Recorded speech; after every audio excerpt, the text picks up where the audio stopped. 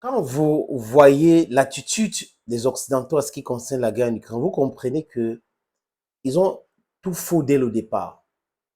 Ils ont pensé que la Russie était tellement faible et qu'ils contrôlaient le monde entier et que le monde entier devait les soutenir dans leur guerre bien préparée ou qui fait contre la Russie. Et quand la guerre en Ukraine a commencé, c'est que les Russes appellent dans leur jargon opération spéciale. Ils ont vu que le Sud global n'était pas avec eux. Ils ont voulu imposer le soutien à l'Ukraine par rapport à... Non, mais le Sud global les a dit non, allez vous faire foutre. Ils ont essayé d'imposer ça aux Nations Unies, ils se sont rendus compte que non, personne ne les suit. Il dit absolument personne ne les suit. Et c'est bien. C'est bien parce que le monde entier ne peut pas rester là, croiser les bras, hein, en recevant les injonctions des empires des mensonges. Des gens qui ont esclavagisé le monde, qui ont colonisé les gens, qui ont spolié les gens, qui ont imposé la brutalité comme mode de gestion des affaires du monde. Et ils pensent que ça devrait prospérer comme ça éternellement. Mais c'est avec cette brutalité, hein, que nous, on a compris que non. Pour se séparer de ça, nous devons faire ci, c'est là.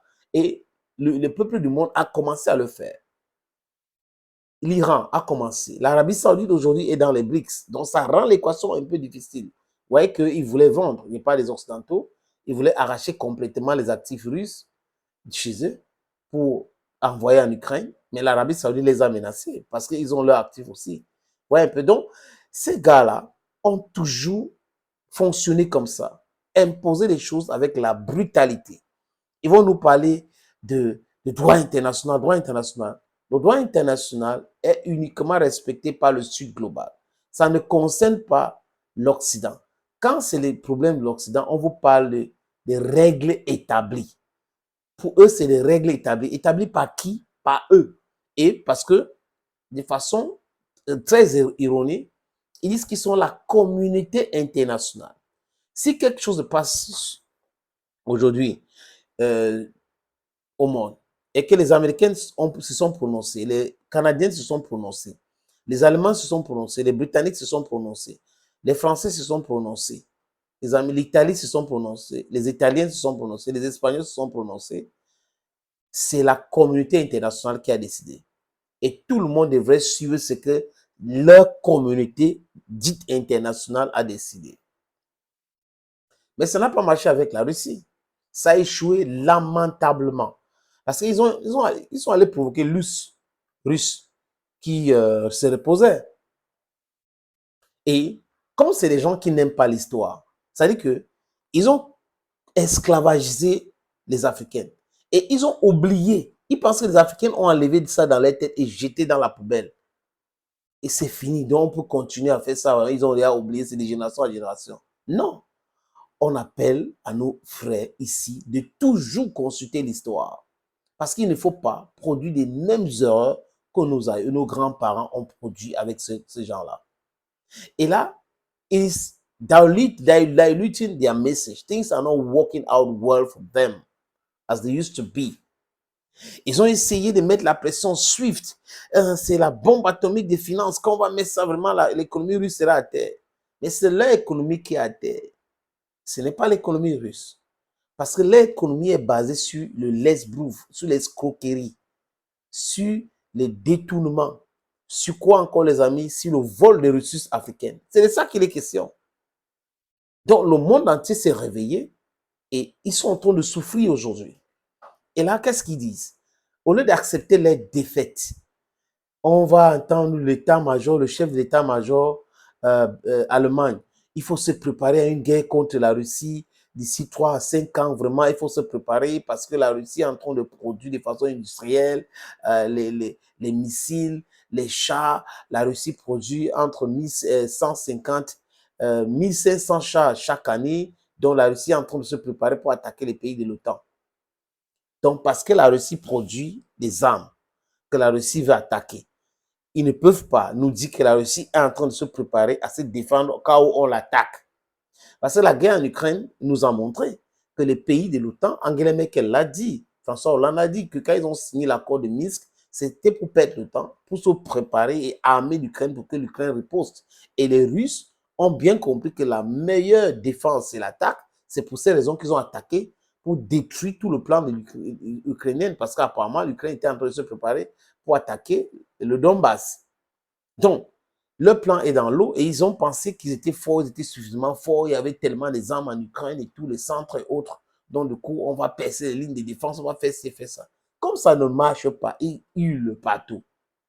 Le chef d'état-major de l'armée Allemagne, la Bundeswehr, vient nous dire ce qu'il dit là. Ah ah, quelle est la cohérence même dans ces déclarations?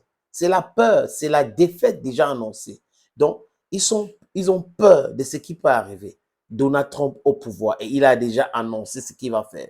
L'OTAN devrait payer davantage des armes américaines parce que les Américains leur protègent. Donc, vous devrez payer davantage. Ça leur fait peur.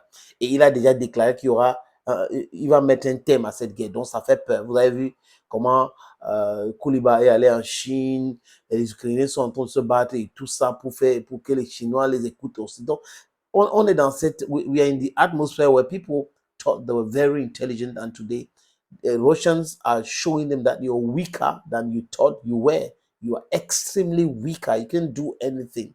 Vous voyez un peu, les amis. Et là, qui entre aussi dans la danse?